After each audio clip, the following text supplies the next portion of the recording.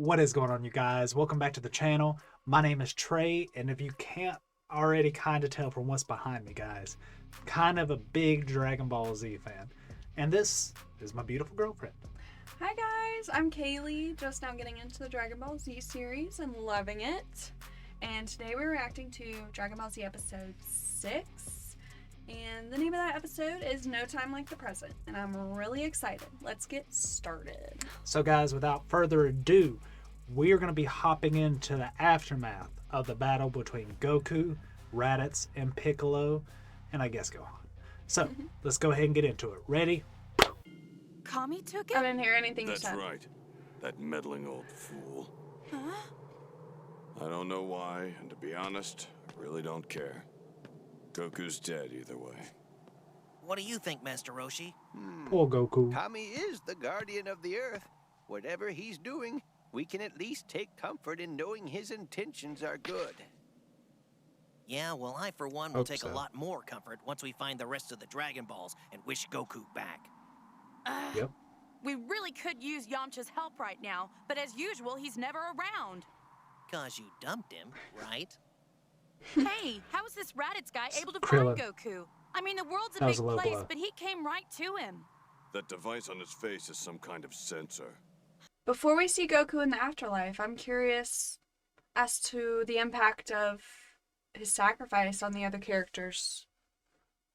Well, that's actually a really good question. So, guys, answer this in the comments if you'd like to, but for me, I viewed this as Goku's death being a real kind of wake-up call for, I guess, I would say just the Z fighters. I don't want to say the world yet, but mostly the Z fighters, because up until this point in time, I mean, Goku and Piccolo have been 1 and 2. They're the strongest fighters on the earth. And then this guy just pops up out of nowhere and basically just wipes the floor with them. And there's nothing they can do besides team up. And even that ultimately didn't really turn out in their favor all too well. So I really think this is a wake-up call to the other Z fighters, Krillin, Tien, Yamcha, Piccolo, to get their butts in high gear, and Absolutely. they're gonna have to train like they've never trained before, because I mean, if they couldn't hold a candle to Raditz, do you think they're gonna hold a candle to these other two Saiyans that are supposedly much stronger? I don't think so. So Yeah. that's just my 2 cents. That makes sense. There we go.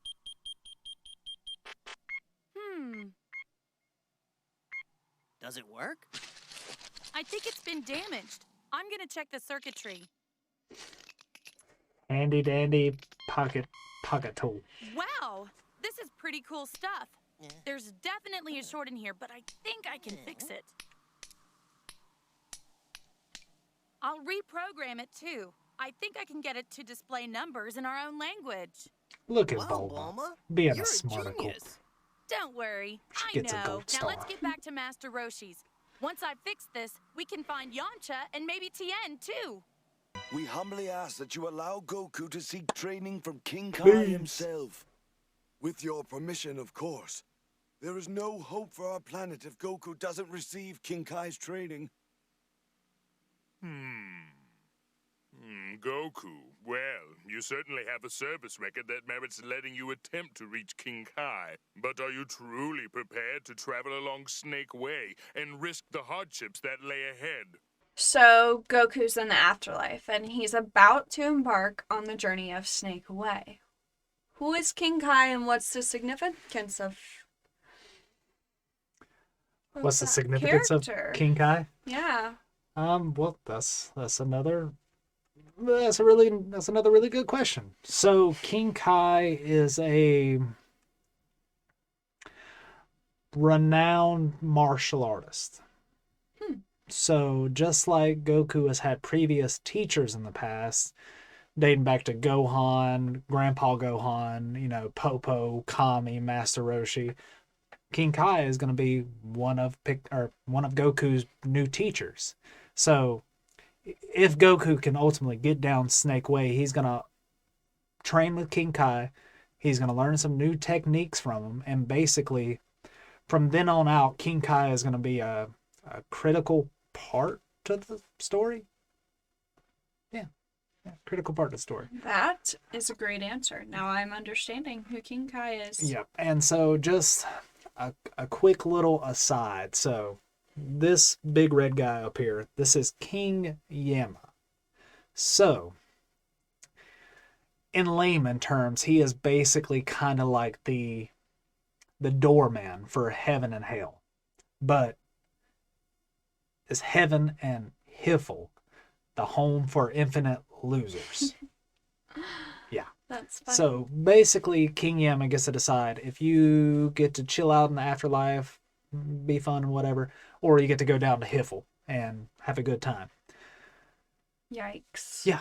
So that's just a quick little rundown of the afterlife and the whole world. So it kind of does work like, I mean, I don't want to say Western afterlife, but modern afterlife. Yeah.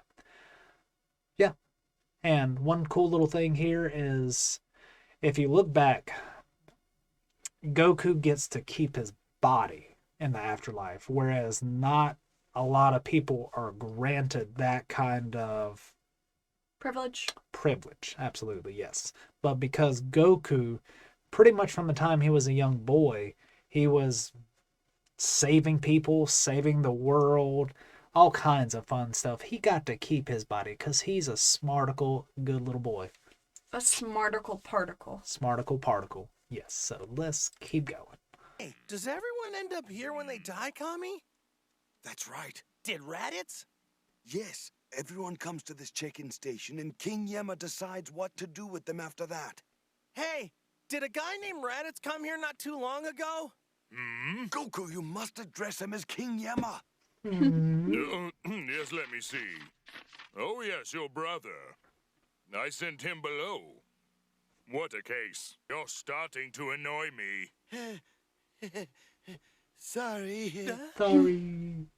Well, I forgive you this time. Goku can try to make it to King Kai's if he really wants to. Oh, thank you. How long is it? Well, they say it's over 10,000 miles, but nobody really knows for sure. 10,000 miles? What? Has anyone ever made it to the end? Just one person, King Yama. If I had known Snake Way was this long, I would have packed a lunch or something.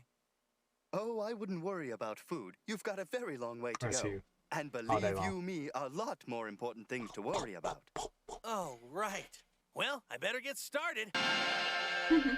Well, I guess he learned to fly.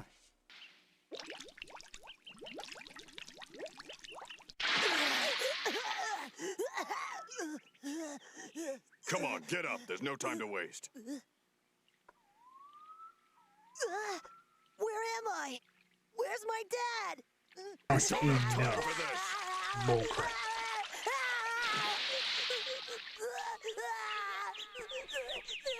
Such a crybaby. One more sound and I'll give you something to cry about. Tell That's him, good. Piccolo. Now listen to me carefully. Your father is dead. But I can't. I'm just a kid. I can't fight with grown-ups. You may not be aware.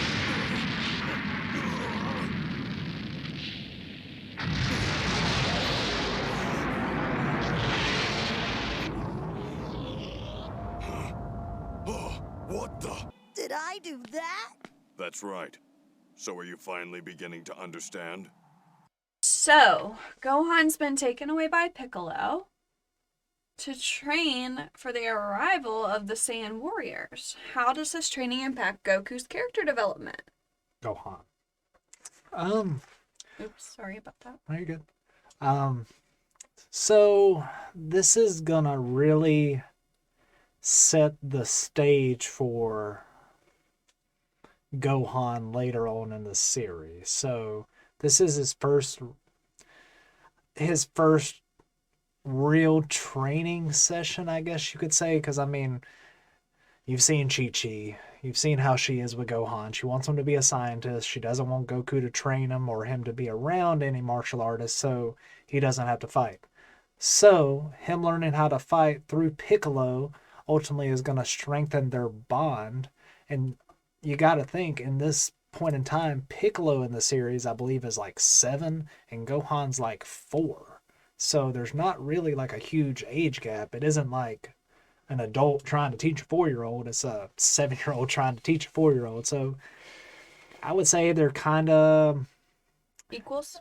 I wouldn't say equals, because Piccolo is under conscious control of his power, whereas Gohan is not. So while Gohan might be stronger, he can't really access that power right now.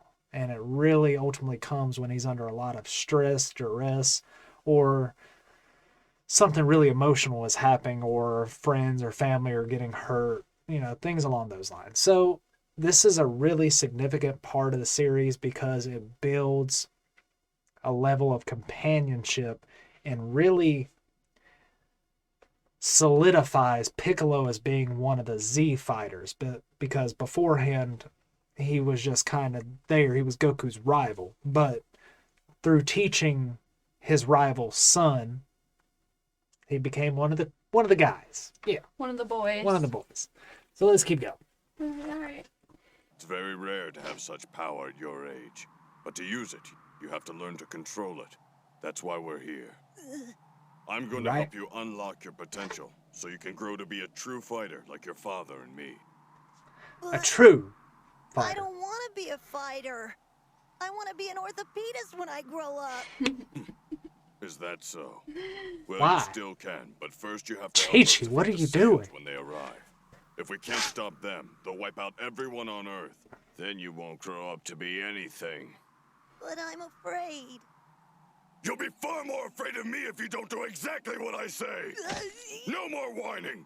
It's time to train. Now take off that coat. I don't wanna.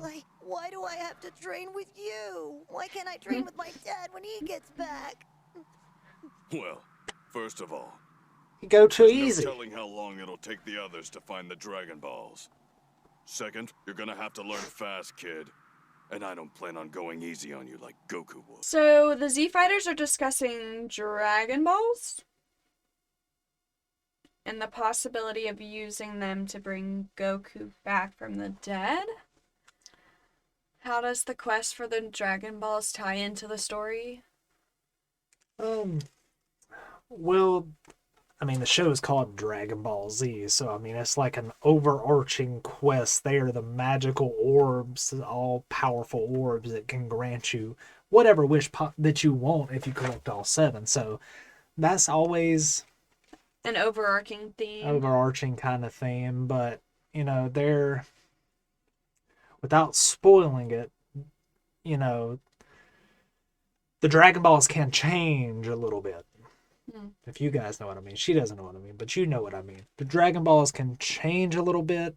Power can increase, decrease, depending on location, who made the dragon, things of that sort. So yeah, the Dragon Balls are going to be a main overarching theme, but There's a dragon right there. yeah, we got Shenron right here. That's the Earth's dragon. That's Kami's dragon. So the thing about the Dragon Balls, so you have to have, let's just get Shenron over here for Yeah, we need a demonstration. for example. So We need a demonstration. you got to collect all 7 Dragon Balls. You're not even showing him to the camera. Look, this is how it's done. These are the 7 Dragon Balls. Yes. And so when you collect all 7 magical orbs, He's so cute. they start to glow. And once you call upon Shenron, he arises from the Dragon Balls and will grant you whatever If I wish. saw this, I would run in the opposite direction. You probably would. He's kind of scary. So, like I said, Dragon Balls, overarching theme. There's different sets of Dragon Balls. Let's say it that way. So, with these Dragon Balls, you have to wait a year to be able to use them again. So, they get one wish, and then they have to wait an entire year to use them. So, what Goku has basically done, told the guy, he was like, look, I need to get to King Kai's to train, so don't let my friends wish me back while For a I whole have year. before I even got there. So let me get there, train, and then right when the Saiyans get there, you wish me back and I'll be there.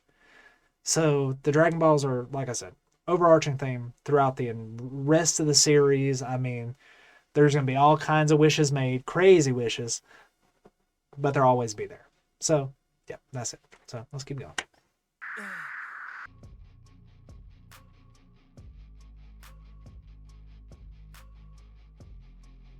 Alrighty, you guys. Well, that was episode number 6, No Time Like the Present. So, babe, what did you think of the aftermath of the battle between Goku, Piccolo, and Raditz? How did you feel about that episode? Because we saw a lot of new things. There's been a lot added to the storyline that I'm still understanding. So it's kind of hard to put all my thoughts together on it at the moment.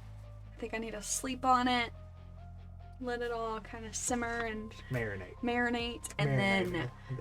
But I really am liking it, and I'm excited to see more and learn more. And as I learn, I'll understand and be able to give a better, more thoughtful description of what's going on up here. But at the moment, I'm just liking it. There's nothing going on up here.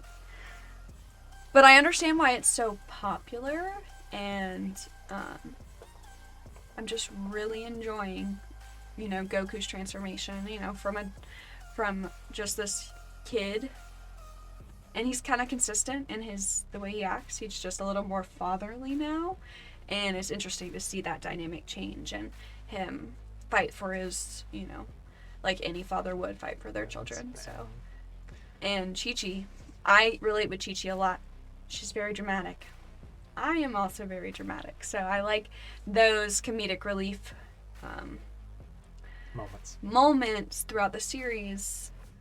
I can appreciate, so because I would also be as dramatic as her, so it's funny. And Bulma, don't even get me started on Bulma.